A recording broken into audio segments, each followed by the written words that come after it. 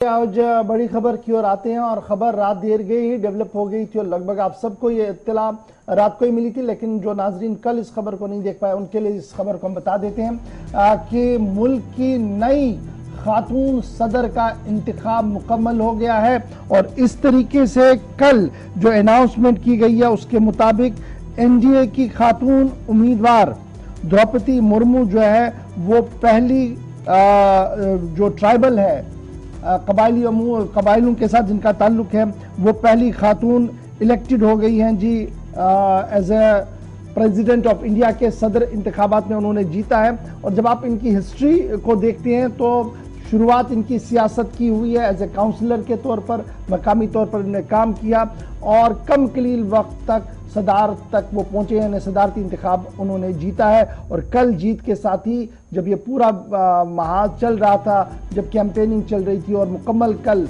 और काउंटिंग हुई तो मुल्क भर के अंदर जश्न भी था और खुद वज़ीर-ए-आज़म नरेंद्र मोदी कल उनके पास गए और उन्हें बाज़ाब्ता तौर पर मुबारकबाद जो है वो पेश की है। तो कल तकरीबन 10 घंटे तक वोटों की गिनती हुई है। कुछ अहम बातें जो कल पूरे दिन की रही हैं वो आपके सामने गोशगुजार कर देते हैं। 10 घंटे तक काउंटिंग रही है और जो रिटर्निंग ऑफिसर थे पीसी मोदी, उन्होंने बाज़ाब्ता तौर पर 10 घंटे की काउंटिंग के बाद इस बात का ऐलान किया कि द्रौपदी मुर्मू जो है वो बाज़ाब्ता तौर पर जीत दर्ज कर चुकी है, क्योंकि उनके खाते में 6 लाख से ज़्यादा वोट आए थे, जबकि उनके मद्दे मुकाबिल जो कैंडिडेट यूनाइटेड अपोजिशन के थे उनको 3,80,000 के करीब ही वोट मिले। और इस तरीके से अब 25 जुलाई को ओहदे और राजदारी का हल्फ द्रौपदी मुर्मू को दिलाया जाएगा। दूसरी खातून प्रतिभाताई पाटिल के बाद दूसरी खातून सदर मुल्क को मिल चुकी है। 25 तारीख को बाज़ाब्ता तौर पर द्रौपदी मुर्मू का हल्फ बर्दारी की तकरीब जो है वो मुनक्किद की जाएगी। अब दो तीन चीज़ें बड़ी इंपॉर्टेंट इसमें आई है। जो एदाद शुमार बताए गए जी, द्रौपदी मुर्मू ने एक हिस्ट्री रकम की है क्योंकि पहली ट्राइबल खातून है जिन्होंने इस तरीके से कॉन्टेस्ट में हिस्सा लिया। और यशवंत सिन्हा जिनका एक लंबा ट्रैक है सियासत का, वो जीत नहीं पाए। तो कुल मिलाकर अभी जो इतलात सामने आ रही हैं उसके मुताबिक केरल ने वन साइड, केरल के एमएलए जितने भी हैं उन्होंने वन साइड वोट किया और केरल के एमएलए ने सिन्हा साहब के हक में वोट किया, जबकि आंध्र वाले एमएलए ने, आंध्र प्रदेश के एमएलए ने वन साइड वोट किया मुर्मू के लिए। और इस तरीके से ये सारा कॉम्बिनेशन जो है वो बना हुआ है।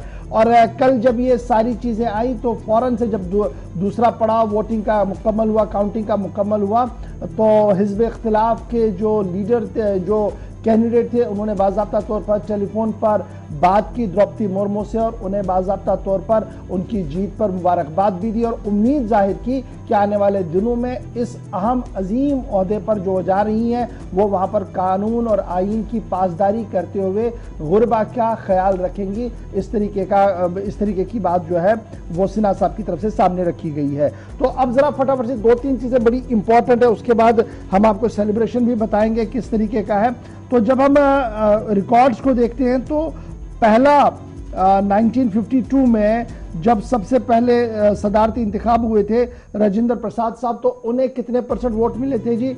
83.8% वोट उन्हें मिले थे। उसके बाद 57 में दोबारा सदर के इंतखाबात हुए तो दोबारा से राजेंद्र प्रसाद साहब आए तो इनकी वोट परसेंटेज बढ़ी, डेट वाज 99%। उसके बाद 1962 में राधाकृष्ण साहब, पल्लवश्री राधाकृष्ण साहब सदर बने, तो ये डायरेक्टली 98.2 वोट्स लेकर पूरे मुल्क में सदर बने। उसके बाद 67 में जाकिर हुसैन साहब को सदर बनने का मौका मिला तो 56.2 वोट उनको पूरे मुल्क से मिले। वीवी गिरी साहब को 48% वोट्स मिले थे पूरे मुल्क से। फखरुद्दीन अली अहमद साहब 80.2% वोट्स उन्हें मिले थे। नीलम संजीवा रेड्डी साहब ये इलेक्टेड हुए थे अनअपोज, किसी ने भी इनके मध्य मुकाबले ने फॉर्म नहीं भरा था। फिर 82 का मौका आया जी, 82 का, जब ज्ञानी जैल सिंह साहब बने थे तो बड़ा टक्कर का मुकाबला था, लेकिन ज्ञानी जैल सिंह साहब को मिले थे 72.7% वोट्स। और इसके साथ साथ जब वेंकटा रमन साहब बने तो उन्हें भी 72.3% के आसपास वोट जो है वो मिले थे। इसके साथ साथ शंकर दयाल शर्मा साहब जब बने 65.9%, आर के रमन्ना साहब जब बने तो 95%, अब एपीजे अब्दुल कलाम साहब जब बने तो उन्हें 89.6% वोट्स मिले, क्योंकि उनके मुद्दे मुकाबले में भी कैंडिडेट था। प्रतिभा दाई पाटिल साहिबा को 65.8% वोट मिले, और प्रणब मुखर्जी साहब उसके बाद आए 69.3%, और रामनाथ कोविंद साहब को 65.7%, और द्रौपदी मुर्मू साहिबा का हमने आपको पहले ही बता दिया कि उन्हें जो कामयाबी मिली है वो इंतहाई जबरदस्त कामयाबी है, और उनकी वोट परसेंटेज भी लगभग 70% से ज्यादा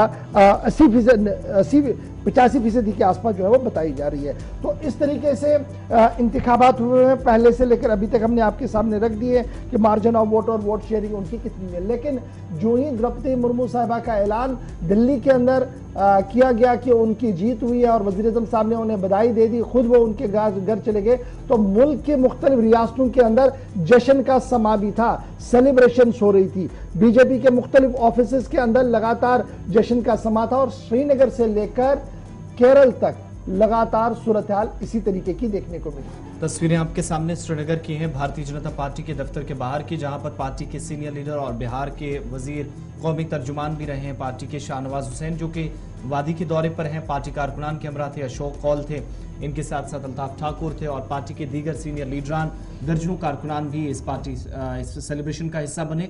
और ये तस्वीरें उस वक्त की थी जब दूसरे राउंड की ही जो काउंटिंग मुकम्मल हो गई थी, और उसके बाद नतीजे आहिस्ता आहिस्ता सामने आए थे, और जैसे ही तकरीबन 50% के आसपास मुर्मू पहुंची थी, तो उसका मतलब ये था कि वही अगली सदर होंगी। शायद इनको अब क्रॉस ओवर कर पाना यशवंत सिन्हा के लिए आसान नहीं होगा। तो उसके बाद ये तस्वीरें सामने आई, और शाहनवाज हुसैन जिनने इस बात पर भी खुशी का इजहार किया कि जम्मू कश्मीर के अंदर अगर सदारती इंतखाबात के नताइज पर इस तरह के जो सेलिब्रेशंस की तस्वीरें आती है, तो वो ये बताती हैं कि वहां पर भी कितना बेसब्री से इंतजार था। ऐसा महसूस हुआ कि शायद जम्मू कश्मीर की कोई खातून या जम्मू कश्मीर का कोई उम्मीदवार सदारती इंतखाबात में कामयाब हुआ हो। तो वो तस्वीरें हर जगह की आपको बताई। एक तरफ ये घर के बाहर की हैं, जब द्रौपदी मुर्मू जो मुलाकात कर रही थी वज़ीर-ए-आज़म से, और उनके साथ साथ दूसरी तरफ वज़ीर दाखिला भी उनके घर पर मुलाकात करने पहुंचे थे। लेकिन जो तस्वीरें बाहर सड़कों पर थी, वो लाल किले की सड़कों से लेकर लाल चौक श्रीनगर के बाहर वाले इलाकों तक भी, खासतौर से बीजेपी के दफ्तर के बहुत करीब, जहां पर जश्न की तस्वीरें सामने आई, और तस्वीरें कोई ज्यादा फर्क महसूस नहीं किया गया, यानी दिल्ली के अंदर जो सेलिब्रेशंस थी वैसी ही वादी कश्मीर से भी सामने आई।